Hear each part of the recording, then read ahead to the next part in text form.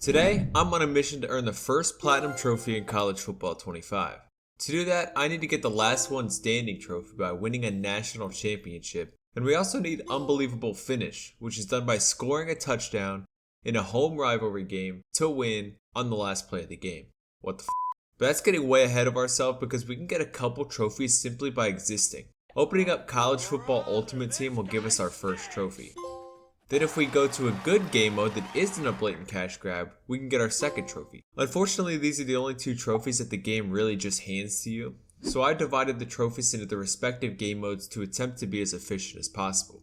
So let's start the grind with Play Now, where there are two exclusive trophies for this game mode, but we can attempt to knock off some other ones as well. To do this, we're hopping into an exhibition game in Pitt Stadium, where I'm going to attempt to take down the Mountaineers. I'm definitely going to rock the all blue uniforms, and I still can't believe how realistic this game feels. My goal for this game was to score on the first play of the game, but my wide receiver had other plans. Thankfully, he locked in for this play, and now we're 30 yards closer to the end zone. I couldn't quite make it there, so we had to settle for a field goal. And on the next drive, I had this wide receiver locked up with my user, but I couldn't reel it in. But after forcing a 3 and out, I made sure to get into the end zone. And because defense is not my strong suit, West Virginia drove right down the field to make it a one-score game. I knew I needed to make some progress on the trophies, and I got my first one in a crazy way. Blocked! Take it back! Oh! Go! Yes, sir! After that crazy play, both teams traded off touchdowns thanks to the worst tackling attempts I've ever seen. Get him! Oh my god! And after this play, I'm starting to think that it's me doing something wrong. But with a minute on the clock, I had one last drive to win the game, and instead sealed the game for West Virginia. So even though we didn't win, we did get our next trophy. Looking at the download center, I was surprised to see custom teams already in the game, because I was checking this 40 minutes after early access began. But I picked a school called Reno to get my next trophy. It turns out you don't even have to finish the game with them to get the trophy. But I thought it would be a good team to get the breakaway speed trophy. So Morris took one to the crib, and since I got the 50-yard rush trophy, I figured I might as well get the big play trophy too. And that's exactly what I did with this absolute missile to Ross. With 7 trophies down, I decided to boot up Ultimate Team because I needed to complete 10 challenges to get the Challenge Accepted trophy.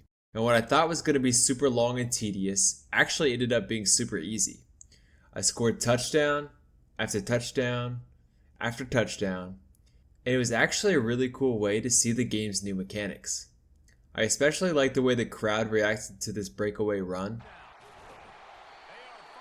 And after about 30 minutes of doing challenges, we got our 8th trophy. Hey, real quick, I'm aiming to hit 10,000 subscribers by the end of the year, so if you're enjoying the videos, make sure to subscribe. Also, I've just launched a Discord server where the community can talk about college football, share game clips and parlays, and we'll even be doing some giveaways in the future. So if that sounds cool, check out the link in the description. Now back to the video. Being officially at the halfway mark, I knew it was time to go for a big trophy. Deciding whether to attempt these challenges in Dynasty or Road to Glory was a difficult decision. But I ultimately decided to go with Dynasty because I wanted to see my Volunteers win a national championship. So I set out with head coach Jimmy Fishsticks to bring a national championship to Rocky Top. But when I say this is harder than I thought, I really mean it. After cruising through an FCS team the first week, our week 2 game against NC State came down to the absolute last play. Leaving Charlotte 2-0 felt pretty good, but our game against Oklahoma in week 3 did not work in our favor. It's really not good to lose our first SEC matchup, so it's good that we took care of business in Fayetteville. The Vols handled the Gators in Neyland, and a little user error on my part caused me to sim through 2 weeks of the season, where the CPU would beat Alabama, but get blown out by Kentucky. If we wanted to secure a spot in the college football playoffs, we could not lose another game. So it's a good thing that we blew out Mississippi State, but something tells me Georgia won't be that easy. But after going up 14-0 early, I started to get some hope. But the Bulldogs were not making it easy for me as I was down 3 on my own 1-yard line with a minute 30 left. Until this Georgia safety made a ridiculous jumping pick to seal the game. He would end up taking it to the house too to rub salt in the wound, and my hopes of leading Tennessee to the playoffs were completely shot. We ended up facing Rutgers in the Cheez-It Citrus Bowl, but honestly I was just ready to sim to the next season, and this time I was determined to make the playoffs. And after a long live stream talking with viewers, we made it back to the playoffs, and I was not willing to lose all this work. We went 10-2 in the regular season, losing to Oregon and Georgia, so we are locked in as the number 2 seed facing off against Clemson. I was pretty confident being a 90 overall team, and not only did I want to win this game, but I was also trying to get Nico 200 passing and 200 rushing yards for the dual threat trophy. So this deep ball definitely helped with that, and tied the game up at 7. After that we kind of started to run away with it, so I wasn't too surprised with the final score. Nico even had a great game with over 400 passing yards, but you'd be surprised to hear we came up short on the rushing stats. Though with that win we did secure the playoff bound trophy, bringing us one step closer to our platinum trophy. East Carolina was next on our road to the national championship, and while they kept it close, the Volunteers left as Orange Bowl champions. Once again, Nico had a great game in the air, but this time he rushed for 226 yards, giving us the dual threat trophy. Looking at the current playoff picture, Georgia is next on our schedule, so I guess it's time to get some revenge, where Nico would take a knee to seal the game 38-31 and take us to the national championship against 15-0 Kansas State. I don't think we're even allowed to lose when we're wearing uniforms like these, but we'll have to see what the Vols could do against the Wildcats. This whole game I was pretty much just staring at the scoreboard, but even with that we were still able to win and take a national championship. Hoisting up this trophy did feel pretty good, but I know one that is even better. Now with 11 trophies down, we should feel like we're in the home stretch, but the 4 remaining trophies are definitely the hardest ones. Out of these last 4 trophies that we have to get, I think I'm going to go for Unbelievable Finish, because I think I have a good strategy for this one. So of course if we're talking rivalry games, it has to be Ohio State versus Michigan. And it also gives me a chance to check out the snow textures. But my plan for this one is pretty simple. My plan is to attempt to match everything that Michigan does. So if they score a field goal, I score a field goal. If they score a touchdown, I score a touchdown. Simple, right? This is a simple, foolproof plan that can't go wrong. Alright, we are back, but we are not in a good spot. Down 14-0, we need to make something happen on this drive. Luckily, Jeremiah Smith is one of the highest rated freshmen in the game, so he got us back in it. And after Michigan got a field goal, we responded quickly with some points of our own. With some miracle, we somehow got the ball back, and after running the clock down, we had the chance for one final play.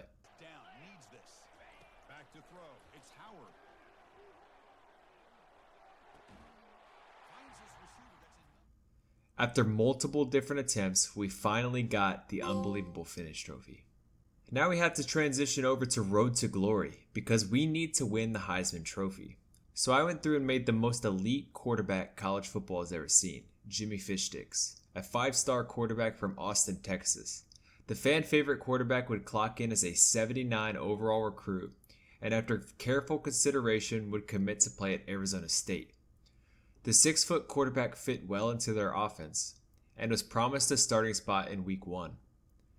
After shining in practice, coach was more than happy to let him start in the first game of the season versus Wyoming. Jimmy was getting frustrated with the play calls coach was calling, but until he gained his trust, there wasn't much he could do.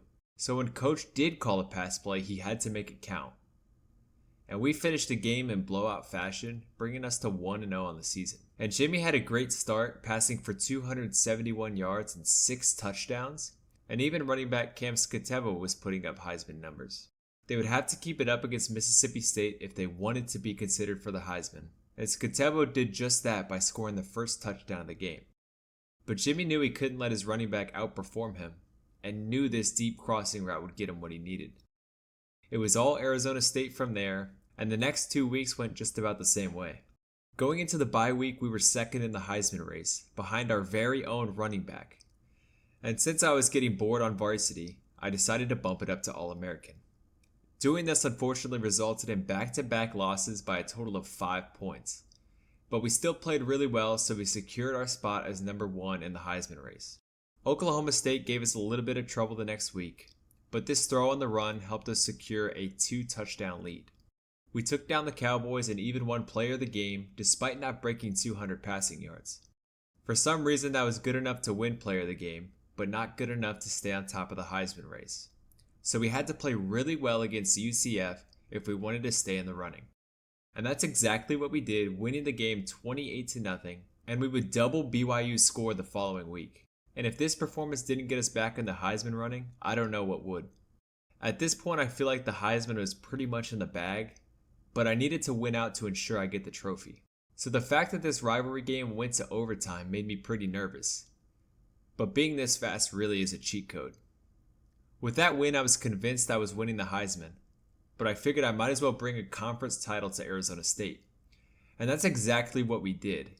If there was a sports betting for Road to Glory, my Heisman odds would be negative 10,000, so I was not surprised at all when I saw this screen pop up. And with that, 15 hours of gameplay comes down to the last 2 trophies, both of them hidden behind just a couple of wins in the brand new game mode Road to College Football Playoff. One of them being What an Upset, which is where you beat a team that is a higher tier than you, which I got when I destroyed Georgia while playing as SMU. Hey, it still counts.